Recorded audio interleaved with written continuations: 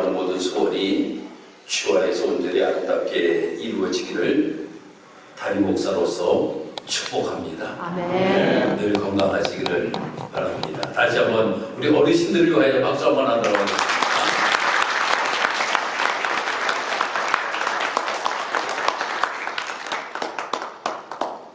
우리가 예수 믿으면서 통로라고 하는 이야기를 많이 합니다.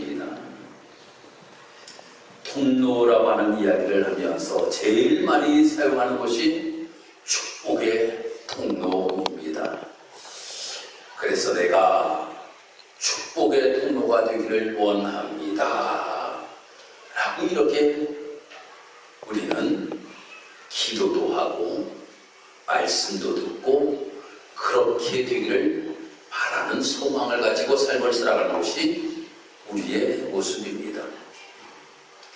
하나님께서 복의 근원이 되시고 그 복의 근원이 되신 하나님께서 우리를 축복의 통로로 삼아 주셔서 우리를 하나님께서 사용하심으로 인하여 나의 자녀들이 복을 받고 나의 주변의 사람들이 복을 받는 이런 일들이 일어나기를 간절히 바랍니다 라고 하는 이 통로라고 하는 단어를 많이 사용합니다.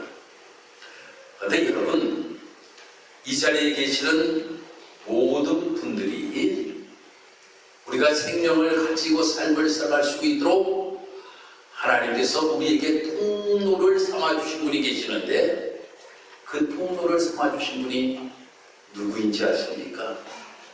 부모님입니다. 여기에서 부모님 없이 떠나신 분 손 들어보세요. 나는 확신해요. 한 명도 없다는 것을.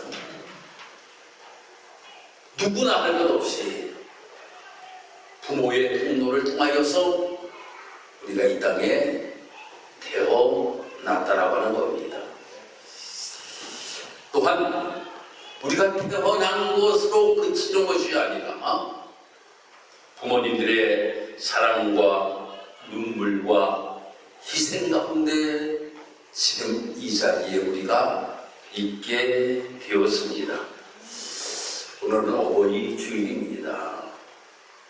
이 어버이 주일에 여러분들 들어오시면서 이렇게 카네이션을 하나씩 달고 들어오셨는데 이 어버이 주일에 단순히 꽃 한 송이만 달아드리는 것이 아니라 하나님의 말씀 앞에서 부모의 공경의 의미를 다시 한번 새기는 거룩한 날이 바로 어버이 주일입니다. 오늘날 이 세상에 부모들의 권위가 너무나도 떨어졌습니다. 부모의 권위가 완전히 무너지고 있습니다. 예전에는 부모들이 말입니다. 아주 엄격하였습니다. 저희 어릴 때만 하여도 부모에게 어떻게 말대꾸를 할 수가 있겠습니까? 아주 저희 아버님, 어머님도 엄격하였어요. 그런데 지금 이 시대를 보면 자녀들이 너무나도 부모들을 가볍게 여기는 모습들을 우리는 보게 됩니다. 통계에 의하면 노인들 가운데 상당수가 자녀들에게 정서적인 상처를 받고 삶을 살아간다고 하는 거예요. 또 평생 자녀들 위해 헌신했던 부모님들이 노년의 외로움과 서러움 속에 살아간다고 하는 겁니다. 그런데 성경에서는 분명히 우리 예수를 믿는 성도들 향하여서 말씀합니다. 뭐라고 말씀하시는가 하면 내 부모를 공경하라 라고 말씀하고 있습니다. 이 말씀은 우리에게 부모를 공경하든지 말든지 선택하라 라고 이렇게 말씀하는 것이 아니라 명령하고 있는 것입니다. 그것은 내 부모를 공경하고 삶을 살아가는 것이 너희들의 선택 사항이 아니라 나의 명령이다. 왜인가 하면 너희에게 생명의 통로로 삼아 주신 분이 부모이기 때문이다. 라고 이렇게 우리에게 분명하게 말씀해 주고 있는 것입니다. 사랑하는 성도 여러분, 우리가 예수를 믿으면서 꼭 기억해야 될 것이 우리가 저 바리새인들의 모습과 같은 삶을 살아서는 안 된다라고 하는 겁니다. 우리가 제 1순위를 어디에다 두고 삶을 살아가느냐라고 하는 것이 참으로 우리에게 너무나도 중요하다라고 하는 거예요. 저희 아내하고 제가 이러한 이야기를 한번 해보았어요. 우리가 자녀들에게 하는 것 10분의 1만 우리가 하여도 아주 효자라고 하는 이야기를 들을 거다 라고 하는 이야기를 나누었어요. 가만히 생각해보니 그래요. 내가 우리의 자녀들에게 하는 것의 10분의 1만 부모님에게 해드린다라고 하여도 엄청난 효자라고 하는 소리를 듣고 삶을 살아갈 거예요. 근데 그렇게 하지를 못합니다. 자녀가 우선이지 부모는 뒷전에 두고 삶을 살아갈 때가 너무나도 많이 있다라고 하는 겁니다. 또 핑계를 대면서 부모를 외면해버리는 경우가 많이 있는데 그것이 바리새인들의 모습이었습니다. 바리새인들이 야 부모님에게 좀 잘해드려, 부모님을 좀 대접해드려 라고 이렇게 이야기를 하니 그들이 이야기하기를 뭐라고 이야기하는가 하면 골반이라고 이야기합니다. 모든 것들을 하나님 앞에 다 기름을 인하여 부모들에게 내줄 것이 없다라고 이렇게 이야기를 하였다라고 하는 거예요. 거기에 예수님께서 책망하십니다. 예수님께서 책망하셔요.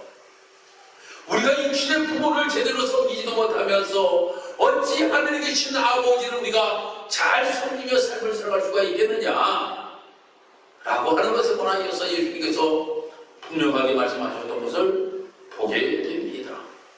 그래서 오늘 이 본문에서도 우리에게 두 가지로 이야기를 하고 있습니다. 내 부모에게 순종하라, 내 부모를 공경하라 라고 이렇게 말씀하고 있음을 보게 됩니다. 순종이라고 하는 것과 공경이라고 하는 것은 어떠한 의미를 가지고 있는가 하면 첫 번째 순종이라고 하는 것은 부모님의 말씀에 따르는 겁니다. 부모님들이 우리에게 이야기할 때 그 말을 따름으로 인하여서 부모님의 마음을 기쁘게 해드리는 것이 순종이에요. 그래서 야 친구가 나는 오늘 샤브샤브가 먹고 싶네. 저희 아버님이 그러시더라고요. 그래서 나는 샤브샤브 말고 다른 걸 먹고 싶었어요. 그래 순종하자, 어버이날인데.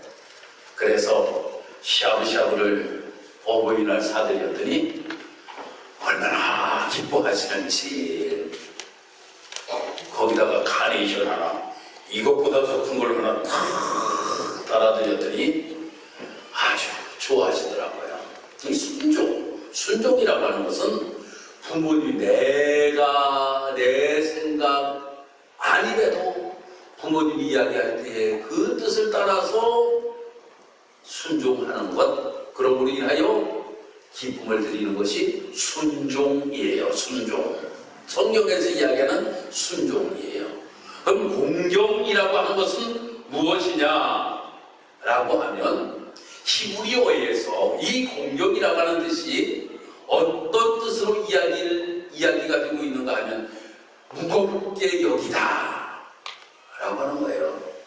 부모님을 무겁게 여기는 거예요. 가볍게 대하지 말라고 하는 거예요. 부모의 존재를 귀하게 여기고 존중하라고 하는 거예요. 이것이 바로 공경이라고 하는 겁니다. 오늘날 우리가 너무나도 부모를 쉽게 대하는 모습을 많이 보게 됩니다. 부모 앞에서 짜증을 내고 말대꾸하고 귀찮아하고 부모님이 늙으셨다고 함부로 하면서 부모를 가볍게 여기면서 삶을 살아갈 때가 너무나도 많이 있다고 하는 겁니다. 그런데 성경은 우리에게 분명하게 말씀합니다. 공경하라. 부모를 무겁게 여기라고 하는 거예요. 존중하라고 하는 겁니다. 귀하게 여기라고 하는 거예요. 바로 우리 그리스도인들이 이 땅에서 삶을 살아가면서 이 두 가지, 부모를 기쁘게 하는 순종과 부모를 무겁게 존경하고 부모를 정말로 귀하게 여기면서 삶을 살아가는 것이 마땅한 그리스도인의 자녀들의 삶의 모습이다라고 하는 것을 우리에게 말씀해 주고 있는 것입니다. 또 한 가지, 부모 부양과 부모 공경이라고 하는 단어를 우리가 많이 사용합니다. 부양이라고 하는 단어와 공경이라고 하는 단어를 우리가 많이 사용해요. 우리가 부양은 많이 해요. 부모를 부양은 많이 한다라고 하는 겁니다. 어떤 것이 부양입니까? 생활비를 드리는 것, 부양이에요. 좋은 음식을 사드리는 것, 부양입니다. 병원을 모시고 가는 것, 부양입니다.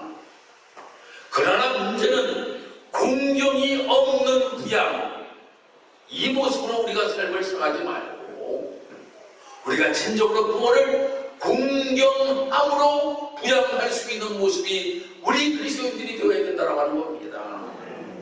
부모님께 돈은 드려요. 그렇지만 마음에 상처를 준다라고 하는 거예요. 좋은 집에 모시기는 모셔요. 이롭게 한다라고 하는 겁니다. 함께 살고 있어도 서로 마음이 떨어진 모습을 가지고 삶을 살아가는 것, 이것은 공경이라고 이야기를 할 수가 없다라고 하는 겁니다. 여러분들, 여기 연세드신 분들 자녀들하고 살고 싶으세요? 자녀들하고 살고 싶으세요? 살고 싶은 분들은 좋은 분들이야. 그런데 우리 아버님도 우리 집에 와서 하루를 안 주무시려고 그래요. 내가 못하는가 봐. 내가 못하는가 봐. 하루를 와서 주무시라고 그래도 집이 좋아. 집이 좋아. 그러세요. 저희 장모님이 고관절이 이렇게 부러지시고 인하여서 수술을 하시고 요양병원에 계시는데 수요일날 저희 집으로 모시고 오려고 합니다. 수요일날 저희 집으로 모시고 와서 좀 우리 장모님을 부양과 공경을 좀 해드리려고 해요. 부양과 공경을 해드리려고. 그런데 안 오시겠다는 거예요. 안 오시겠다는 거예요. 근데 강제로 모시고 오라 그래요. 차에 태우시고 어떡할 거예요? 내리지 못하실 거 아니에요. 그래서 모시고 오려고 합니다. 참으로 왜 그럴까? 자녀들의 눈치 때문인 것 같아요. 자녀들의 눈치요. 아이고, 쟤네가 불편할 텐데. 아이고, 쟤네가 어떨 텐데. 이러한 생각은 우리가 부모들이 함으로 인하여서 우리가 부모들이 자녀들과 함께 살아가는 것을 싫어하시는 것 같아요. 옛날에 견마지양이라고 하는 말이 있습니다.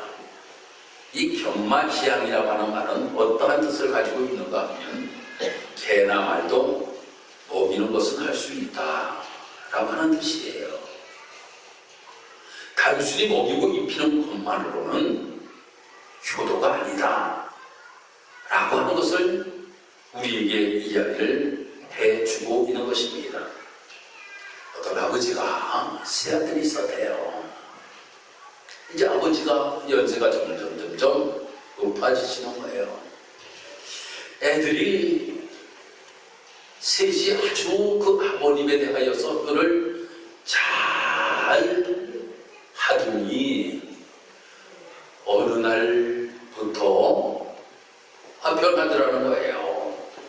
어느 날부터 변하더래요. 부모들이 다 알잖아요. 자녀들이 변하는 것.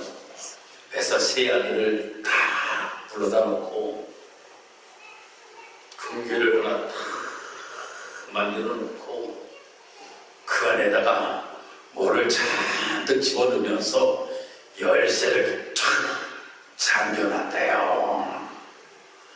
그랬더니 자녀들이 궁금한 거예요. 우리 아버지 저 귀에다가 뭘 받았을까? 아버지가 그래도 재산이 좀 있었으니까, 아버지 재산이 있었으니까 분명히 전에다가 돈과 금을 넣어놨을 것이다. 아버지가 돌아가시면, 아니 돌아가시기 전에 저것을 우리에게 분명히 나누어 줄 것이니 잘해야 되겠다. 사명제들이 그때부터 말입니다. 얼마나 잘하는지. 아버지 편히 주무셨어요? 아이 아버지 뭘 드시고 싶으세요? 아이 아버지 그런데 돌아가실 때까지 아무것도 주지를 않더라는 겁니다. 아버지가 돌아가셨어요. 그래서 사명제가 경계를 딱 따보니까 그 안에는 유리 조각이 들어있고 말입니다. 거기에 내 부모를 공경하라 이렇게 써있다는 거예요. 참으로 우리가 부모에 대하여서도 대가를 바라면서 부모를 공경하려고 하는 모습을 가지고 삶을 살아갈 때가 너무나도 많이 있다고 하는 겁니다.